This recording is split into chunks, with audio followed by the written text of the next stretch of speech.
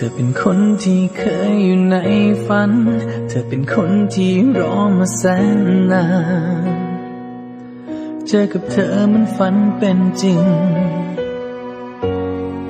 ได้อยู่ใกล้กับเธอดังในฝันอยากจะขอให้เธออยู่ข้างกันอย่างนี้ทุกวันตลอดไปแต่ฝันก็ถึงตอนจบเมื่อได้พบความจริงว่าฝันของเธอไม่มีฉัน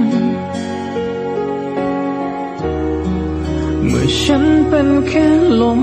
ผ่านที่แสนเจือจางไม่มีค่าอะไรให้จำ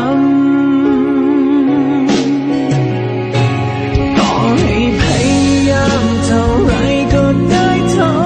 นี้ได้แค่นี้ใกล้เพียงตัวแต่ไกลหัวใจ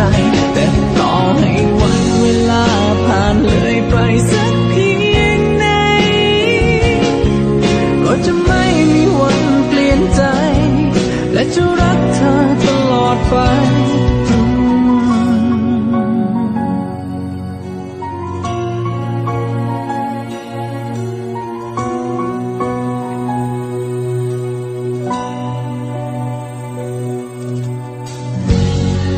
ได้แค่เพียงรอคอยอยู่ในฝันว่าสักวันเธอนั้นจะสนใจแอบหวังให้เราได้ผูกพันแต่ฝันก็ถึงตอนจบ